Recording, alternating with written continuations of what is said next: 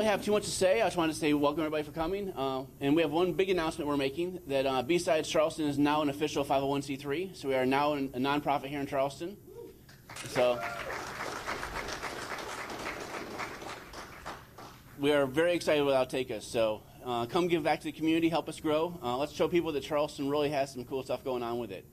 And without further ado, I'll let you introduce yourself, because no one speaks better about themselves than themselves.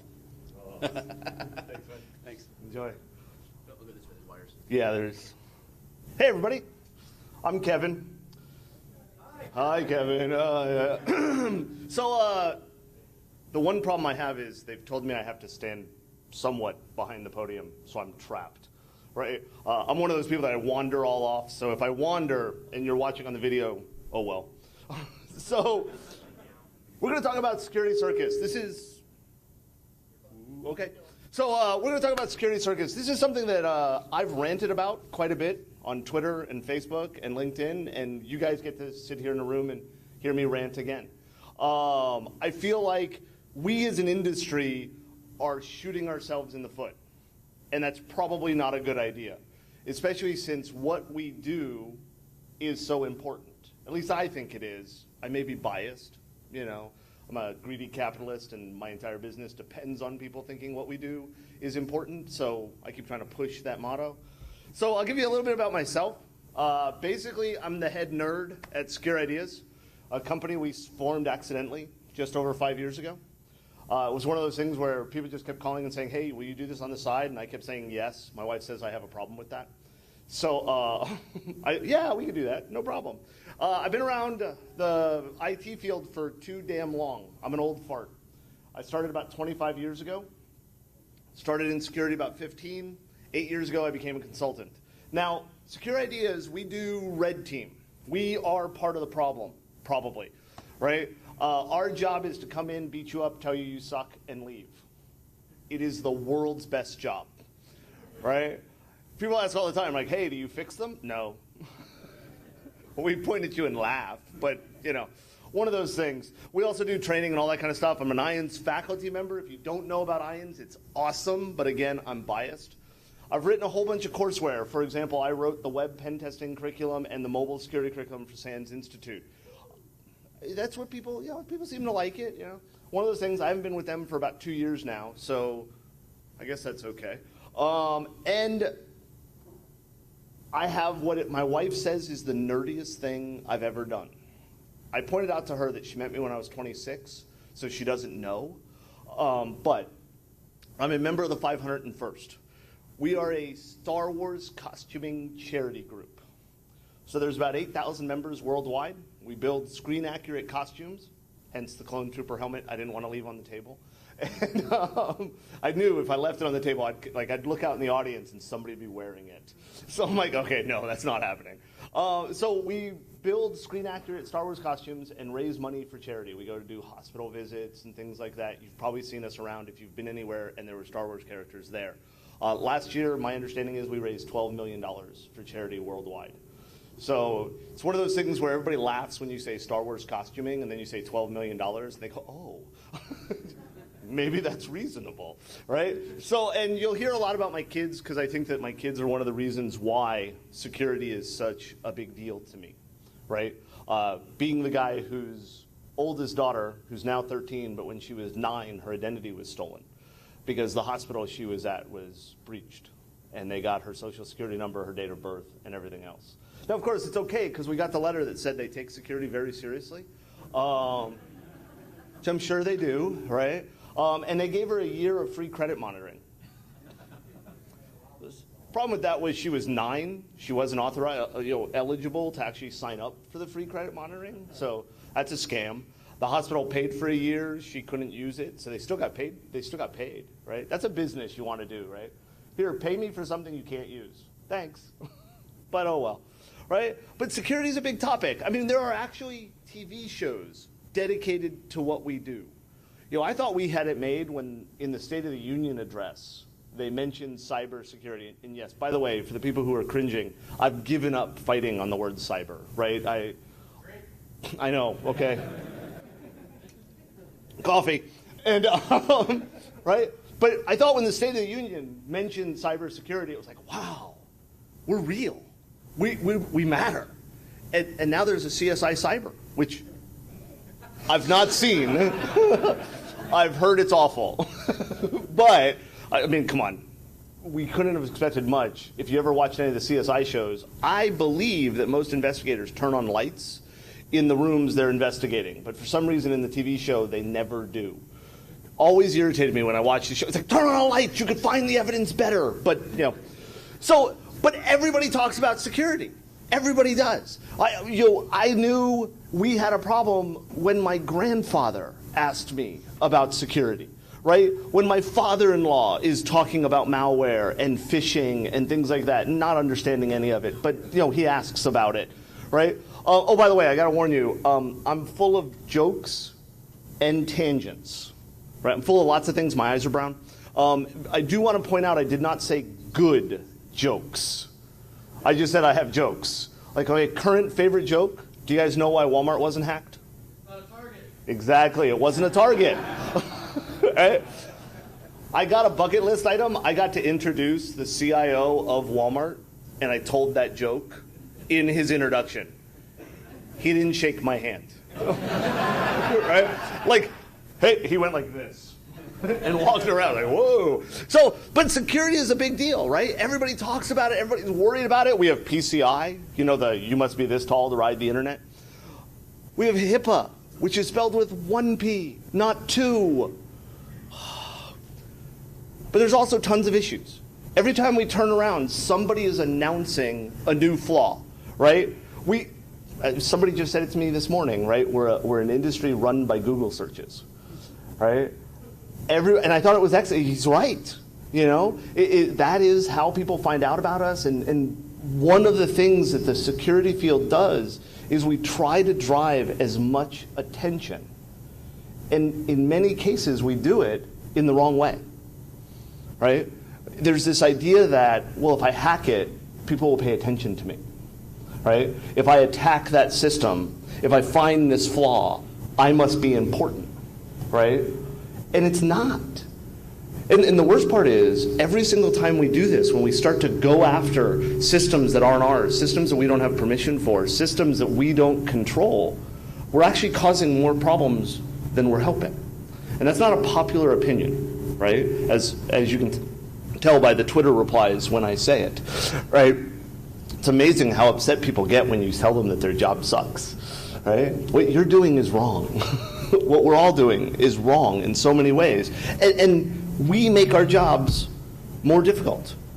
And one of the problems that we have to address, and this is one of the reasons why stunt hacking, and I really don't like that term, right? Because most stunt hackers don't have airbags. And, well, in the Jeep they did, I guess. But, sorry, Charlie. We have to figure out ways to protect ourselves. And protecting ourselves includes knowing where the flaws are. Right? That's one of the problems is if I don't know where the flaw is, how can I protect it? Right? And the example I always give, because we've done such a good job of telling people that what we do is important, but we don't do a really good job of explaining why or what the threats are. You know, years ago I was teaching this class, and I'm teaching people how to crack passwords, right? And I got a guy in the room, and smart guy. And he says to me, I'm not worried about people cracking passwords. I'm like, why not? He's like, because I've got the strongest password. I'm like, really? That's awesome. Let's not point out the fact that he used the word password singular, right? So he has the world's strongest password. So I say to the dude, I say dude way too often for somebody who doesn't surf, but I say, dude, what is it? And he told me. So that's a problem, right? And I'm like, wait, it was a 4-letter word, and it was a name. So I look at the guy, and I'm like, how could you possibly think that's the world's strongest password? He's like, Kevin, I'm 52 years old, and that was my dog's name when I was 5. Nobody knows my dog's name from when I was 5. And you know something? We laugh, right? Because we know what the attack is. We know what people are doing with accounts and passwords and usernames. But in his mind, the way he understood it was that somebody was going to go, I'm going to hack him. and they were going to target him, and they were going to go after his system and after his computer and after his account. And while I won't sit here and tell you it was a strong password, I will agree that if that was the threat, if that really was the attack, that's stronger than you would think, right? Again, not a strong password, but stronger than you would think. So I sit there and I explain to the guy, no, dude, that's not what it is, right? This is the attack. We do that. And by the way, we need to stop saying dictionary list, because they're not dictionaries. They're lists of strings that could be passwords. And I know that's harder to say, right? But the problem is people go, my password's not on a dictionary. It's B45 backwards 3. That's an E, by the way. Capital B at symbol 1L. That's not in a dictionary. But we all know it spells baseball, right? We all know every password cracker we use would do that password, right? But they don't. So I'm explaining this to the guy, and I'm like, dude, this isn't how it works. You know, we do this. This is how the attack works. And as I'm talking about it, his forehead actually started to sweat. I did not know your forehead could sweat, right? And he got all freaked out, and he ran out of the room. About 45 minutes later, the dude walks back in. Like I said, way too often I say dude, right? It's like everybody else says I say dude. But so the guy's like comes back in, and he's visibly shaken. And at a breaking point, I walk over to him, I'm like, yo, you okay? He's like, man, you scared the shit out of me. By the way, PG-13. But he says, you scared the shit out of me. I went and I changed my password. Again, singular. I said, really? Yeah. I said, did you pick a good one? He's like, yeah, I got a really strong one now. And I asked, what is it? And he told me. So we fixed part of the problem, right? But we do so much attention on the cool hack we pull off that we don't actually explain to people what the vulnerability means, what it means to them, right? And let's not even get started on what auditors look at, right? I am so tired of writing findings that say your website doesn't have autocomplete turned off. But I have to write it because all of the auditors will ding them for it. But I have to then say to the person, yes, I'm well aware of the fact that every modern browser ignores that setting. But because you don't have it, your auditor is going to have a hissy fit. And if I don't write it up, I'm the guy that missed a serious finding. Anybody, let me ask, how many people in the room are pen testers? Ever done a pen test? Ever done a security test? Right? How many people in this room have ever compromised somebody because they visited a website that had autocomplete turned on? Anybody? Anybody? Yeah, I didn't think so. I'll do the Bueller thing, right? Right? Nobody. I don't know anybody who's been hacked by that. But PCI explicitly calls it out. What the hell? Right? Every auditor I've ever looked at says, autocomplete's on. That's bad. Really? What have you done with that? Nothing. But we worry about it. We freak out about it. We yell at people about it, right? We have to start talking about how we find the vulnerabilities, how we understand them. But then we start talking about, well, what systems do you control? Right? Do you own the system? Are you allowed to test the system? I'll tell you right now, I was doing a test for a customer. I was using Amazon instances. And I know, right, Amazon instances, you're allowed to pen test them. But you have a form you have to fill out, right? And you give the date and where the pen test is coming from and the time frame and all this kind of stuff. And you send it to Amazon, and Amazon blesses it. Oh, yes, oh, you're allowed to pen test, right? But I didn't fill out the form because I wasn't testing Amazon. I was testing from Amazon. So I started doing a test, and of course this was a test where we were trying to determine if the person could detect us, right? After about a week and a half, they detected us, and they reported us to Amazon. And I got the letter from Amazon saying, your instance may be compromised. No, it wasn't compromised. I was doing that, right? It was me. And so I wrote back and said, no, it's not compromised. I was doing a pen test. And they wrote back and they're like, oh, if you pen test Amazon, you have to let us know. And I'm like, oh, no, different direction, right? I was pen testing from Amazon. And they're like, oh, no, you have to let us know. Really? Oh, okay. So you got to figure out, do you control it, right? Do you own that iPod where you can root it or jailbreak it or whatever else you want to do with it, right? Do you own that car you want to hack? You know, all of this stuff is things we have to talk about. And if we look at, we had to have some cool logos, right? Vulnerabilities, I never knew we'd hit the day where we needed vulnerability logos. I'm waiting for theme songs. Wouldn't it be awesome, right? Here's a cool new vulnerability. Sing along with me. But, all right? Artists needed work, I guess. It's all the liberal arts degrees. But they had to get logos for the vulnerabilities, and we start talking about it. Oh, man, how many people here were vulnerable to Poodle? Everybody. How many people cared? Yeah, I didn't see it, right? By the way, let me ask, why Poodle? It's not scary. And I know somebody told me that poodles are really mean dogs. They're just not scary looking, right? But okay, right? Shell shock, heartbleed, all these things. We have devices out there now. How many people here play around with a Nest? Anybody? My wife won't let me get one. She said if I get one, I'll play with it when I'm on trips. And she's right. I'd be like in San Diego turning the heat on in Jacksonville, right? But we started seeing all these flaws. When these flaws came out and started being talked about, everybody talked about it, right? Oh, did you hear about Heartbleed? Yes. What are you going to do about it? I don't know, patch, right? That's what you do, right? Oh no. You guys see this one? I laughed my ass off at this. This was headlines just maybe a month ago. These researchers, by the way, I hope you heard the italics and quotes.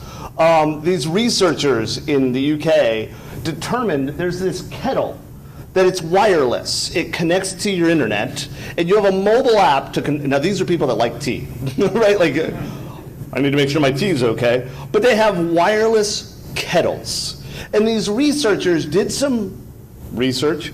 And they determined, and I know anybody who's been in the security industry longer than a week will know about this vulnerability.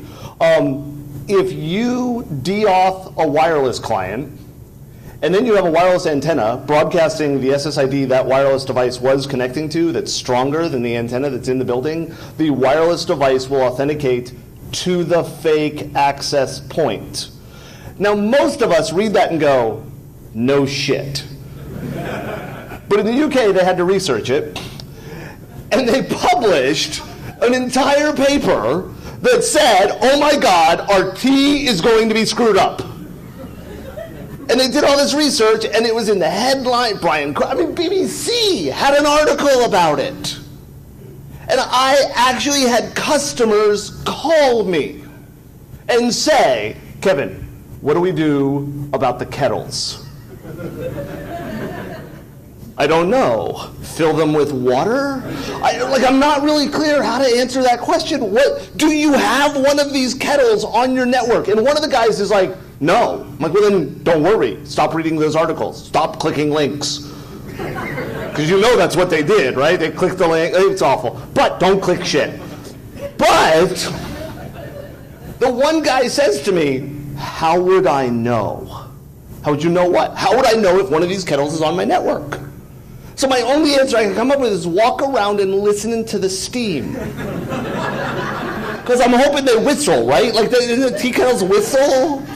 Look for that. But I'm trying to talk to these people. I'm like, this is not a new flaw. We have known for at least 200 years that wireless access point, I might be exaggerating, but this isn't where the problem is. Yet we got headlines. I had to waste time answering questions about tea kettles because somebody thought they were cool. Somebody thought, hey, I'll get it. And they did. They got attention. We're sitting here talking about it, right? But what real risk does that kettle have on you? And I know. I've heard this stupid-ass argument.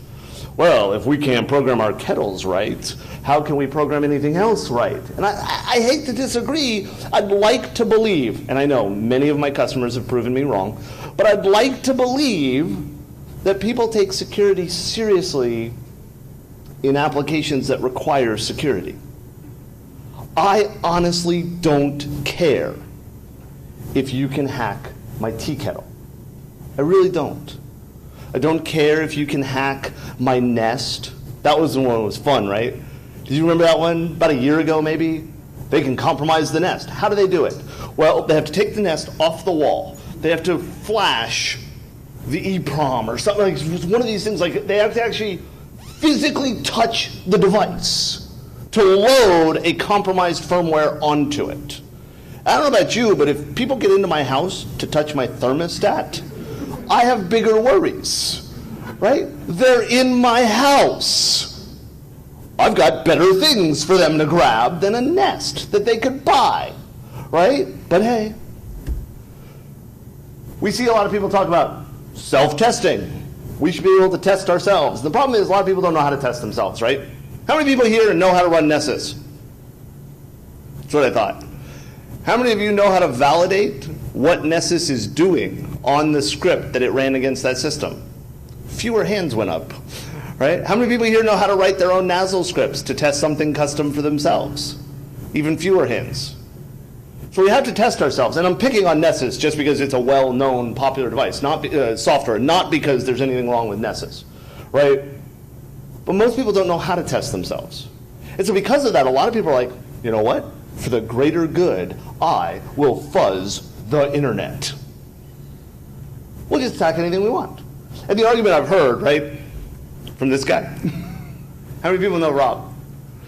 Right? Robert Graham, really smart guy. Really smart guy. I respect this guy greatly.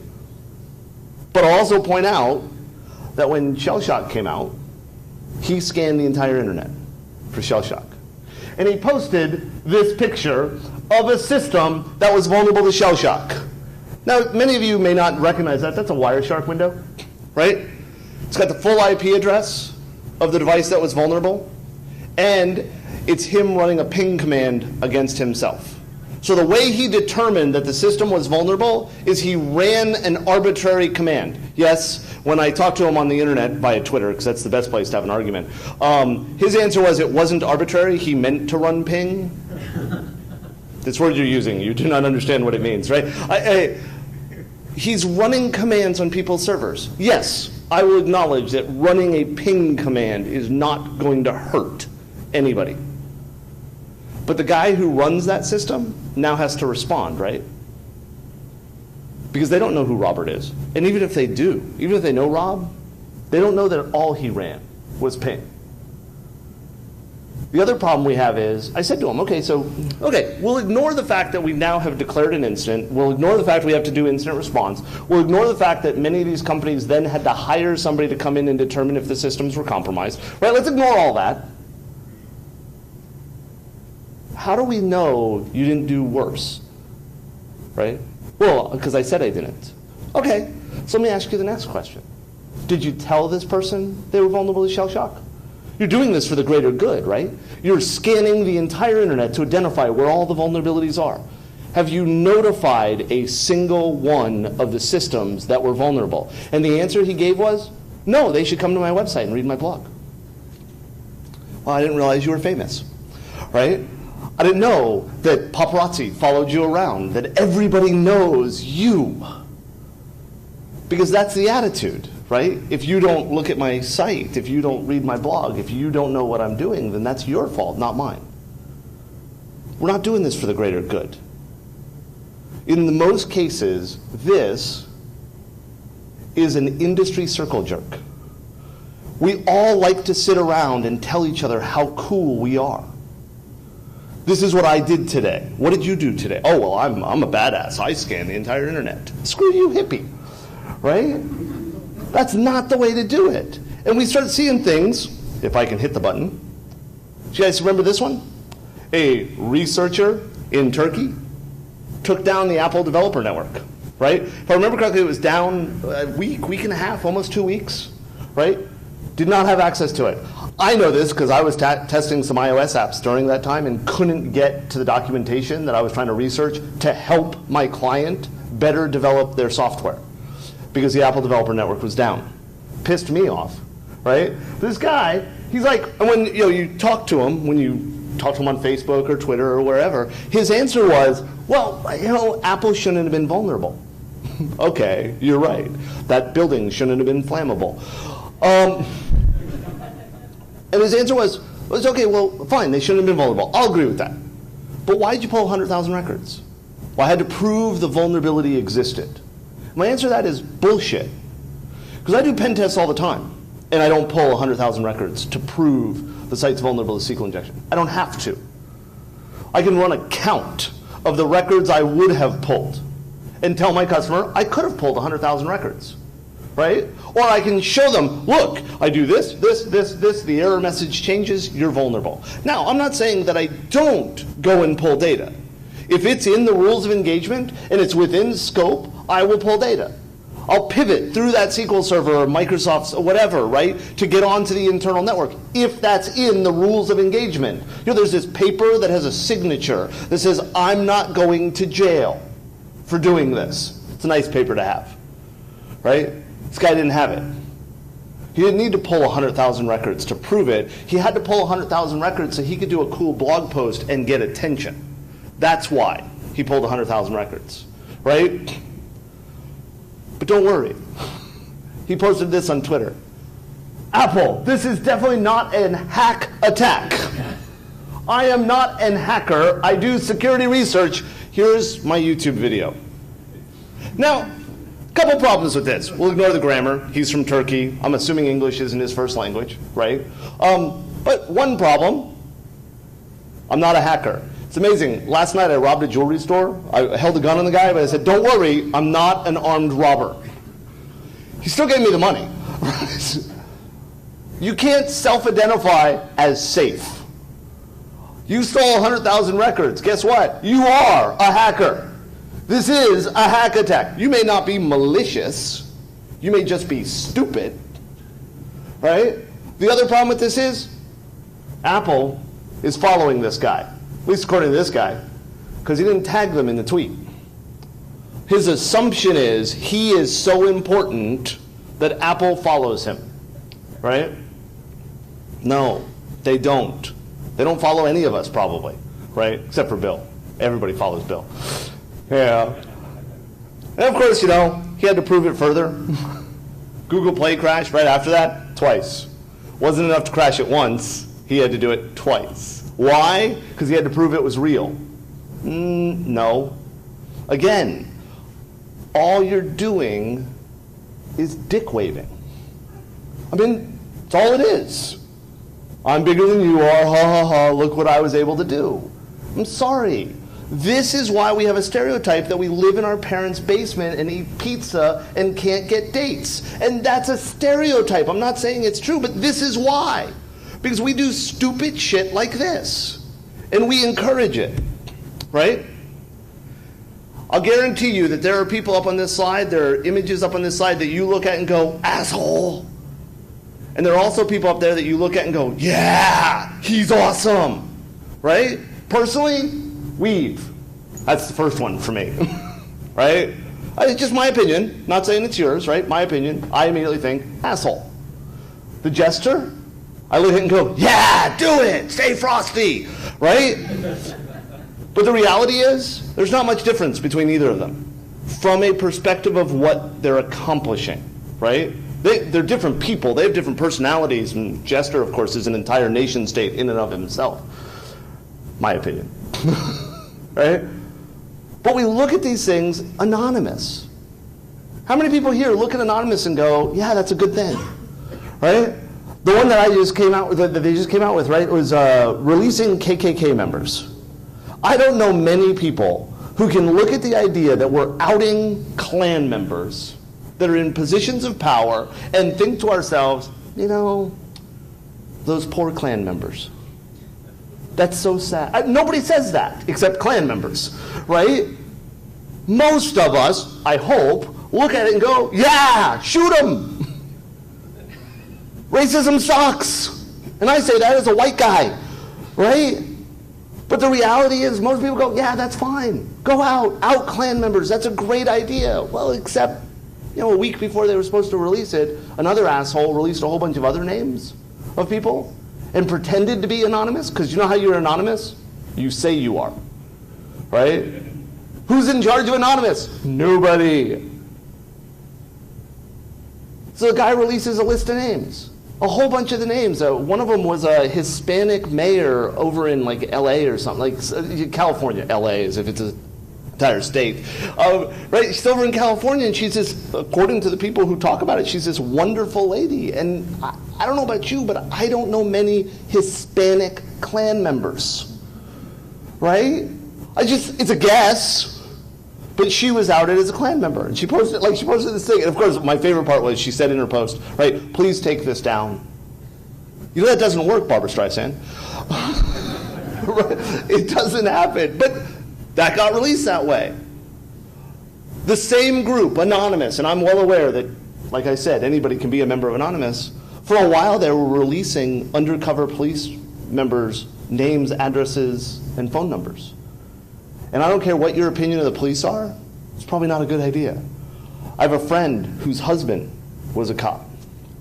He was a detective. His name was released by Anonymous. There were people showing up at her house. There were people banging on the door, throwing stuff at windows, and she's there alone, right? Because he's on shift. He's working. So the question becomes, is that okay, right? And I don't know the answer. I really don't know the answer. I can't sit here and say, I'm okay with outing Klan members, I'm not okay with outing police officers, so some of the times you're decent. How does that work? What's the morality we've decided on? What's the ethics we've decided on, right? So what do we do as people? Now, I want to be very clear. I'm not going to talk about what do we do as researchers, because I think the researcher title is bullshit. Most of us who call ourselves researchers are wrong. We're not doing research. Most. There is no research necessary to understand that putting a single quote in that form field caused a SQL error. That's not research. We've known about SQL injection for 90 years, right? Again, small exaggeration maybe, right? That's not research. That's not how research works. Research is finding a cure for cancer, right? Research is finding a brand new classification of vulnerability that nobody knew existed. That's research. Running Nessus or Acunetics against a website is being a script kiddie, says the guy who regularly gets emails from my website because some dickhead ran Acunetics against it, right? Enjoy yourselves. That's not giving you permission to do it. You probably don't want to piss off a pen testing company. Just an idea. If you want to have fun, go click on exploits.securideas.com and run every single thing it tells you to. But, so I'm not going to talk about what to do as researchers, because in my opinion, you're not researchers. I get it. We want to find vulnerabilities, and I have no issue with that. I have no issue with buying a piece of software and testing it yourself in your own lab. I have no issue with buying a car and testing it yourself in your own lab.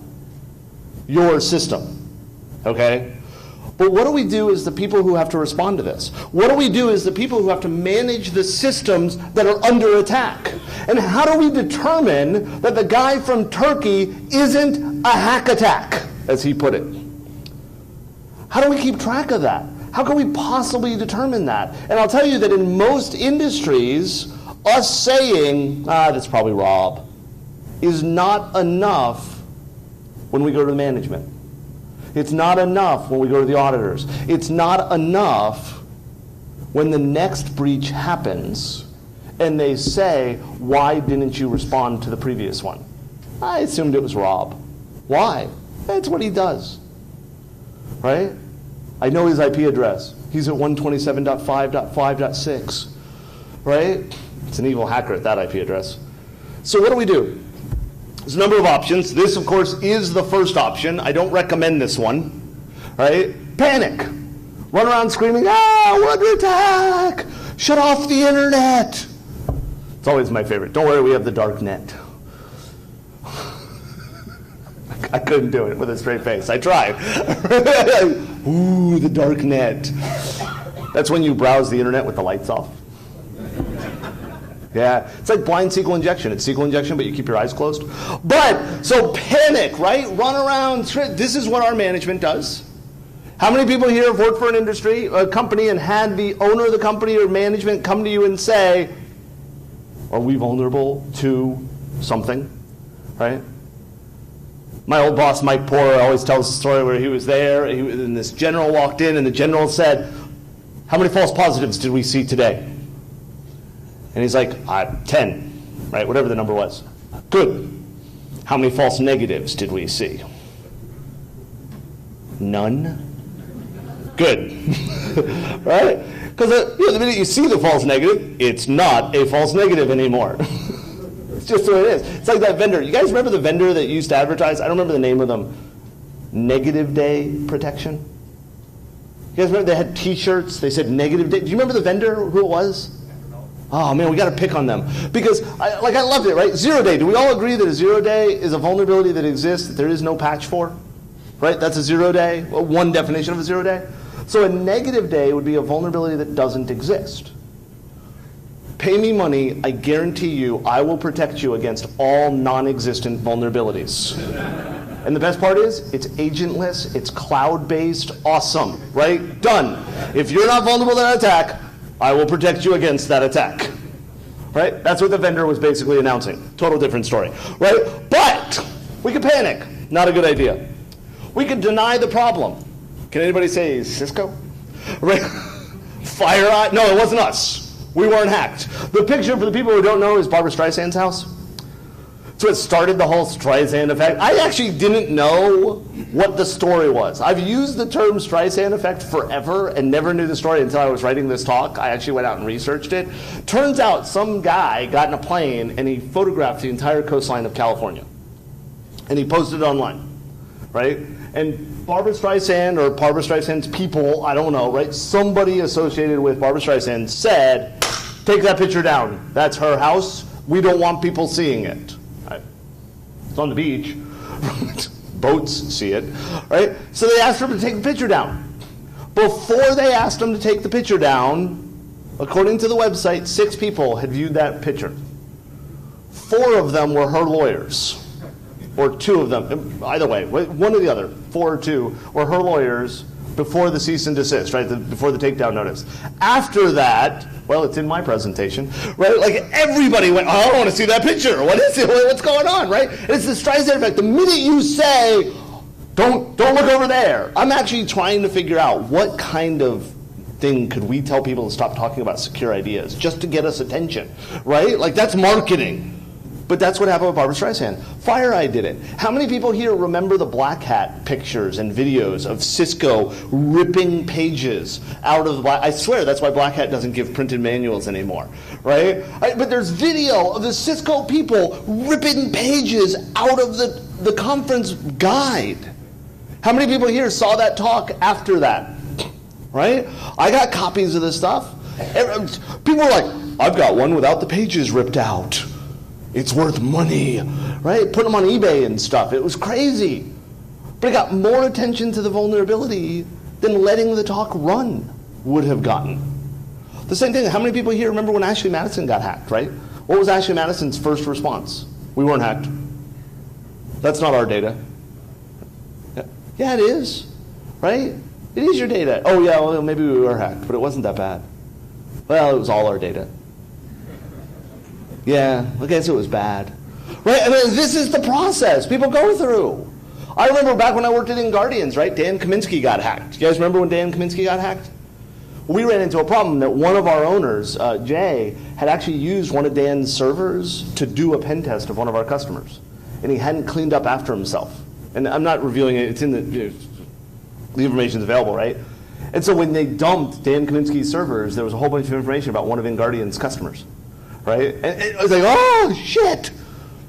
What do we do? Well, the first reaction was, should we tell them it wasn't us? No, our name is right there. Right? I mean, you can't do that. And I mean, let's be honest. It wasn't a serious conversation about should we not tell them. Right?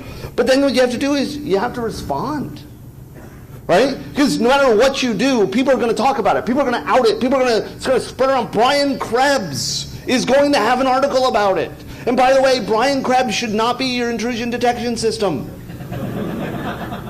Right? I mean, and I know companies that do it, right? Brian will tell us if we get hacked. It's kind of like I worked at this company that will remain nameless, Blue Cross of Florida. And 2 groups of FBI agents showed up on the same day to arrest people. They met in the parking lot. One group was bringing the guy out, perp walking him, right? I was one of the people walking out with them. I was not the perp walked person. Just to be clear, right? As we're all walking out, another group of FBI agents walked in. Hey, what are you doing here? Oh, we got this guy. What are you guys? Oh, we're getting another guy. Oh, what, really? Oh, this is weird. We should have carpooled. But both cases, Blue Cross had no idea this was happening. It was FBI IDS. Right? That's not how you want to run. So you want to be able to respond. You want to be prepared. You want to know who is going to respond. What is your answer? Are you going to do a press release? Do you know who gets to talk about it? And oh, by the way, if you're the people that have the SQL injection flaw on your website, do you have clear lines of communication from the outside world? Good friend of mine, Tom Liston, runs a honeypot. It's really fun because every once in a while I log into it and leave him messages. But I keep threatening to out the address of his honeypot in one of these talks, but it's not today. But, right, and he reaches out to companies all the time and says, hey, your website has been hacked. It's hosting Cialis ads, which I don't know anybody who buys Cialis from a website. What? I don't know anybody who buys Cialis. No, it doesn't matter. But, I told you, I never understood the Cialis ad, the 2 tubs. If the Cialis is doing its job, don't you want to be in the same tub? I don't know. But he contacts people all the time, and people say to him, my website's not hacked. Well, no, it is. Right? I'm on it right now. It's posting malware. It's doing this. No. Don't you think my admin would let me know if it was hacked? No. Because they don't know. Right? This is part of the problem. You need to know who to contact. Do you have an abuse act? Do you know how much it pisses me off every time I go to look at a domain and it's got a private registry? I'm sorry, you're not that important. Get a spam filter. Because the who is registry is for me to be able to reach out to the person in charge and say, you've been screwed. Here's how you fix it. But instead I get the private registry. I get to email GoDaddy, who never forwards on anything. They say they do. You pay for them to.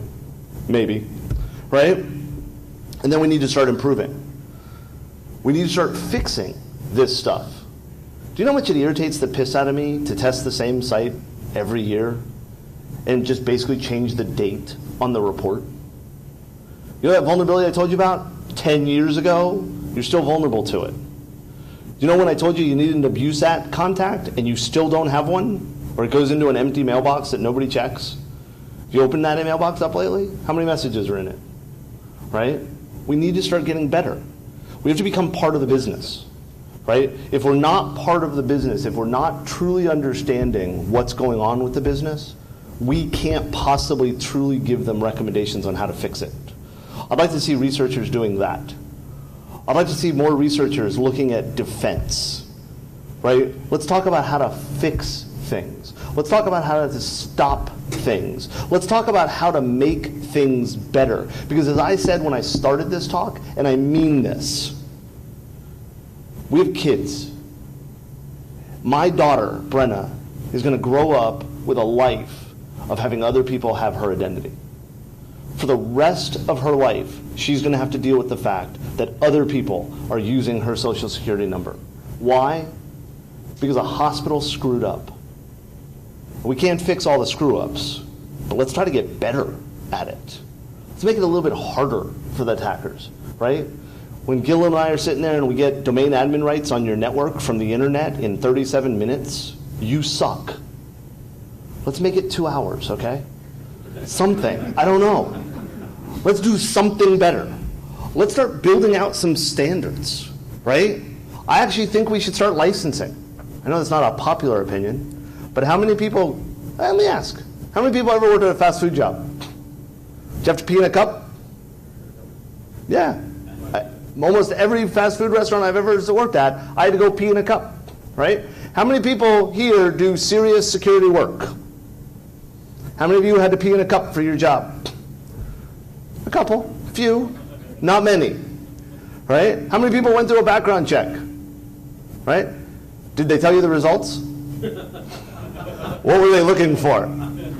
We had a customer come to us once and say, hey, do you drug test your people? And our answer was no, we don't. Why? Because I don't want to. Right? I trust my people. They said, well, to do this job, you have to drug test your people. And I'm like, okay.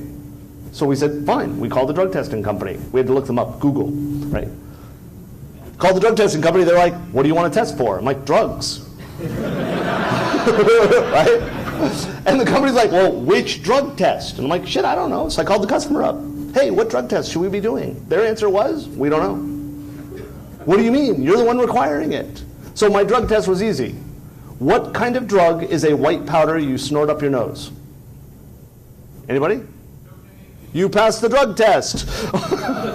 Right? Done. Right? That met the standard the customer had. That's a problem. Right? We need to build up awareness.